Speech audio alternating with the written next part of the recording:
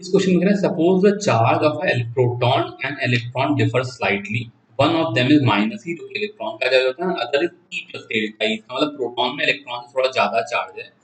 If the net of electrostatic force and the gravitational force between two hydrogen atoms plate at a distance d, which is much greater than atomic size, apart is zero, then delta E is of the order of। तो बेटा क्या हो जाएगा, मान लो दो hydrogen atom है, अब ये दो हाइड्रोजन एटम आपस में इलेक्ट्रोस्टैटिक रिपल्शन करने लगेंगे, बिकॉज इनके ऊपर डेल्टा ई और डेल्टा ई का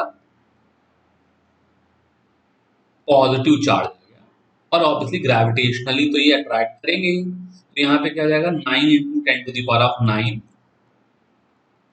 इंटू डेल्टा ई का square by D square is equal to 6.67 into 10⁻⁻11, ये जी की वैल्यू है, into mass of hydrogen atom का स्क्वायर जो करीब करीब 1.67 इंटू 10⁻27 किलोग्राम होता है, तो इसका स्क्वायर अपॉन डी स्क्वायर कर देंगे, तो डी स्क्वायर से डी स्क्वायर कट गया, बाकी सारी चीजों की वैल्यू हो गई, यहाँ से डेल्टा ई की वैल्यू आ जाएगी।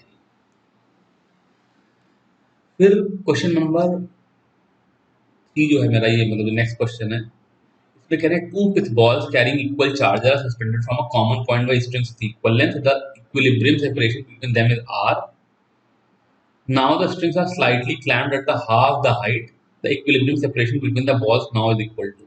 ठीक है, तो हम लोग इस प्रॉब्लम को पहले भी कर चुके हैं। अगर मान लो ये छोटा सा एंगल थीटा मान लूं, तो मेरा रिलेशन क्या होता है कि F electric upon M G is equal to tan theta, और यहां से मेरे पास ये रिलेशन आता है कि Q square by M G R square is equal to R by 2y। ठीक है, तो पहले केस में बेसिकली क्या हो जाएगा, अगर मैं इन चीजों को आपस में रीअरेंज करूं, तो यहाँ से मेरा रिलेशन आ जाएगा कि R cube is proportional to Y, because बाकी तो के क्यू स्क्वायर एम जी बाकी सभी तो कांस्टेंट है, तो यहाँ से रिलेशन आ गया R cube is proportional to Y. तो जब आर की वैल्यू, जब ये जो हाइट थी ये वाई थी, तो आर की वैल्यू आर थी, जब ये वाई बाई 2 हो गई तो आर की value R upon cube root 2 हो जाएगी, तो ए वाला आंसर करेक्ट हो जाएगा। अब कह रहे हैं two metallic spheres of radius 1 centimetre and 3 centimetre given charge of 10⁻⁻2 coulomb negative and 5 into 10⁻2 coulomb respectively, if they are connected by a conducting wire the final charge in the bigger sphere will be।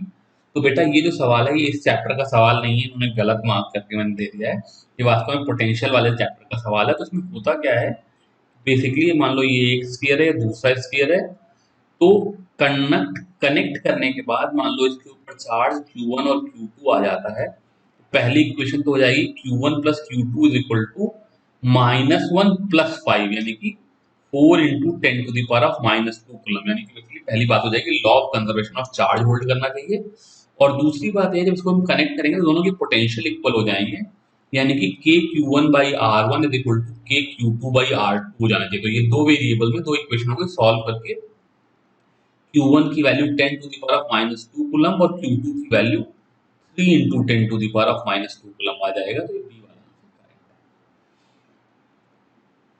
है। अब कहना है electron moving around the nucleus of hydrogen atom in a circular orbit of radius r, the coulomb force between them is.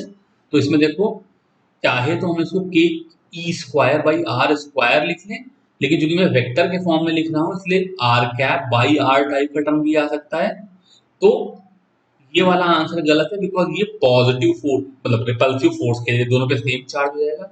ये वाला answer भी positive force यानी कि repulsive force के लिए है, ये दोनों नेगेटिव फोर्सेस हैं, लेकिन यहाँ पे देखो r cap by r cube दे दिया, इसका मतलब एक्चुअली फोर्स 1/r³ के डिपेंडेंट हो गया, इसलिए गलत हो गया। ये वाला आंसर सही है, बिकॉज यहाँ पे वेक्टर r/r³ दे दिया है जो कि r cap upon r square हो जाएगा, तो ये वाला आंसर करेक्ट आंसर है। Point charges +4q, -q and +4q are kept on the x-axis at 0, a and 2a। ठीक है, तो अगर मैं बनाऊं तो 0 पे 4q है, ए पे -q है, और फिर 2a पे 4q है। तो क्या कह रहे हैं, only -q in the stable equilibrium. तो यहाँ पर जो चार्ज है वो तो ऑब्वियसली दोनों के ऊपर इक्वल फोर्स लग रहा है, दोनों चार्जेस इक्वल फील्ड लगाए इधर या इधर की तरफ। तो ये बात तो सही है ये, लेकिन क्योंकि मैंने ओनली वर्ड यूज कर लिया इसलिए मुझे बाकी दोनों चीजों के बारे में देखने की बात है। तो जो 4q वाला चार्ज है इसके ऊपर इसकी वजह से जो फील्ड होगी वो के क्यू बाई ए स्क्वायर होगी, और इसकी वजह से जो फील्ड होगी वो के into 4q upon 2a square हो जाएगी। तो चूंकि दोनों फील्ड इक्वल है इसलिए इसके ऊपर भी नेट फोर्स जीरो हो गया, सिमिलरली इसके ऊपर भी नेट फोर्स जीरो हो गया। तो यानी कि ये तीनों ही चार्जेस इक्विलिब्रियम में है। अभी भी मेरा काम चला नहीं, बिकॉज पूछ रहा है all the charges are unstable equilibrium या all the charges are in stable equilibrium. तो तुम लोगों ने अगर मेरी क्लास ध्यान से सुनी हो पहले, तो मैंने बात बता रखा है कि इलेक्ट्रोस्टैट्स में कहीं पर भी स्टेबल इक्विलिब्रियम नहीं हो सकता। ठीक है, अगर खाली चार्जेस रखे हैं तो कहीं पर भी स्टेबल इक्विलिब्रियम नहीं हो सकता।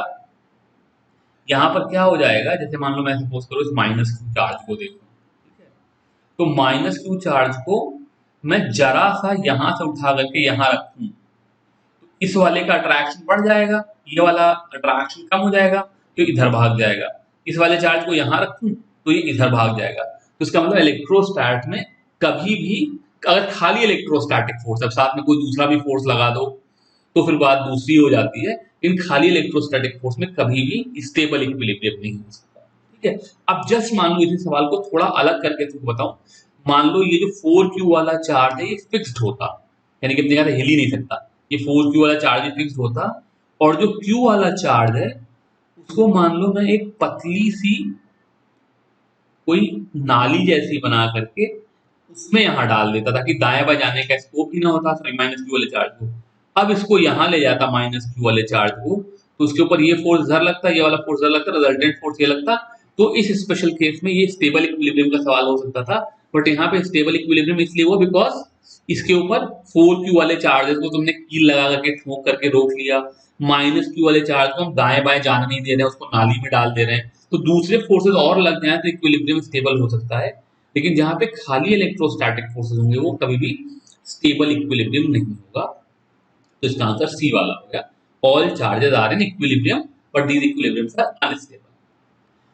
अब कह रहे हैं electric dipole of moment p is placed in electric field of intensity E, the dipole acquires a position such that the axis of dipole makes angle theta with the directional field assuming that the potential energy of dipole। अरे भाई तो standard सा सवाल है। तो भाई क्या हो गया कि अगर 90 डिग्री पोटेंशियल एनर्जी जीरो ले लें तो टॉर्क और पोटेंशियल एनर्जी के लिए टॉर्क जो हो जाएगा वो p sin थीटा हो जाएगा और potential energy -p cos theta हो जाएगी। तो ये वाला अब कह रहा था electric field at a distance of 3r/2 from a centre of a charge conducting shell of radius r is the electric field at a distance of r/2 from the centre of the sphere is. तो चूंकि ये charge conducting shell है तो अंदर तो इसकी electric field होगी ही नहीं, इसलिए इसका आंसर जीरो आ जाएगा। ठीक है, अगर अगर क्या कहते हैं चार्ज यूनिफॉर्म स्फीयर होता फिर हम लोग क्या कहते हैं उसके लिए फील्ड वाले फॉर्मूला लगाते हैं, पर यहाँ पर तो आंसर जीरो ही आ जाएगा बिकॉज कंडक्टिंग शेल के अंदर जीरो होती है। कह रहे हैं thin conducting ring of radius r is given a charge +q दे दिया भाई। The electric field at a point o of the ring due to the charge on the part a के b of the ring is e। o पे a के b की वजह से यहाँ पर ए के बी इधर की तरफ है इसलिए इसकी वजह से फील्ड होगी वो सिमेट्रिकली 45 डिग्री के एंगल पे कुछ ऐसी होगी, और ये फील्ड ई है। अब कह रहे हैं the electric field at the centre due to the charge on the part A C D B, A C D B.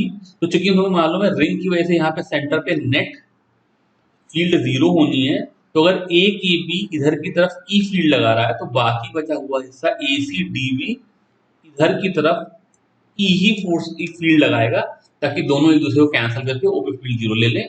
तो इसका मतलब आंसर हो गया it will be E along okay. ठीक है, तो उन तीनों का रिजल्टेंट ई को कैंसिल करने के काम में आएगा, मतलब एसी सीडी और डीबी ऐसी फील्ड लगाएंगे कि वो ए के बी की फील्ड को कैंसिल कर ले, तो अपोजिट डायरेक्शन में ई magnetic. The electric intensity due to a dipole of length 10 centimeter and having a charge of इतना at a point on axis at distance of 20 centimeter from one of the charges। तो भाई तो बड़ी समस्या वाली बात हो गई। तो यहाँ पर क्या हो गया बेटा, दो तरह से सोल्यूशन हो जाएंगे। ये जो चार्जेस हैं इनको मैं प्लस क्यू माइनस क्यू लिखूँ। ये गैप जो है 10 सेंटीमीटर का है, मतलब ये 5 और 5 है, ये 5 है और ये 5 है सेंटीमीटर, मतलब ये 5,0 है, -5,0 है। अब इन्होंने ये बात क्लियर नहीं कही कि ये कह रहे हैं electric field at a point on the axis distance of 10 centimetre from one of these charges in air. तो मैं अज्यूम कर रहा हूं कि जहां मैं फील्ड निकाल रहा हूं वो, अब इससे भी 20 ले सकता हूं, इससे भी 20 ले सकता हूं, पर मैं ये अज्यूम कर रहा हूं यहां से 20 पे है, मतलब बेसिकली इसके कोऑर्डिनेट 25,0 है। यहाँ पे आंसर बहुत डिफर कर रहे हैं एक दूसरे से, इसलिए मैं जो अप्रोक्सीमेट वाला है for x very very greater than a वाले केस के हिसाब से, यहाँ पे electric field E is equal to 2 kp upon x cube वाला फॉर्मूला लगा लूंगा, जहाँ पे dipole moment 500 micro coulomb into 0.1 metre हो जाएगा और एक्स की वैल्यू 0.25 मीटर हो जाएगी। कैलकुलेट करके answer, a semicircular arc of radius a is charged uniformly and charge per unit length is lambda. The electric field at the center of the arc, इसको ये चीज हम लोग करते नहीं बिकॉज के लिए एनसीईआरटी में जिस तरह के इंटीग्रेशन की जरूरत थी वो बाहर निकल गई है, लेकिन फिर भी मैं बता दे रहा हूँ। तो यहाँ पर क्या हो जाएगा, सेमी सर्कुलर रिंग के लिए अगर मैं देखूं तो अगर थीटा एंगल पर एक थीटा का टुकड़ा ले लूं, इसके ऊपर जो चार्ज है वो लैम्डा डी थीटा हो जाएगा। इसकी जो इलेक्ट्रिक फील्ड है वो इधर की तरफ हो जाएगी, जिसकी value K lambda D theta upon R square हो जाएगी। अब इस इलेक्ट्रिक फील्ड के दो कंपोनेंट होंगे, एक इधर वाला और एक इधर वाला, तो ये डी थीटा का ये कॉस थीटा हो जाएगा, ये साइन थीटा हो जाएगा, ये वाले कंपोनेंट कैंसिल हो जाएंगे, तो इनटू साइन थीटा ये मेरी इलेक्ट्रिक फील्ड डीई हो जाएगी। और इसे मुझे इंटीग्रेट करना है 0 से पाई तक, बिकॉज थीटा जो है वो यहाँ पर 0 है, घूम करके यहाँ आके पाई आ जाएगा। तो यहाँ पे के lambda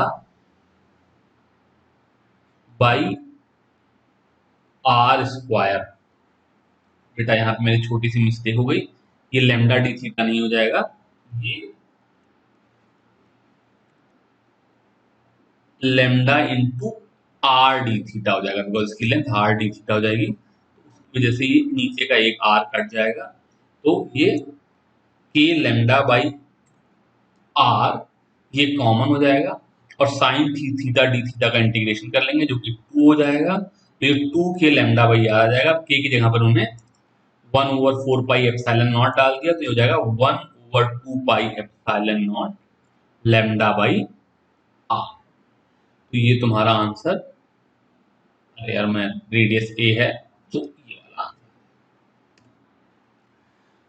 question number 21, a point charge Q lies on the perpendicular bisector of an electric dipole of dipole P. If the distance of Q from the dipole is small r, much greater than the size of the dipole, then the electric field at Q is proportional to, जो standard सी चीज है कि electric field जो होगी वो P के proportional होगी और R की पावर -3 के प्रोपोर्शनल होगी। डेरिवेशन हम लोग कर चुके हैं, इसमें कोई समस्या वाली बात नहीं है।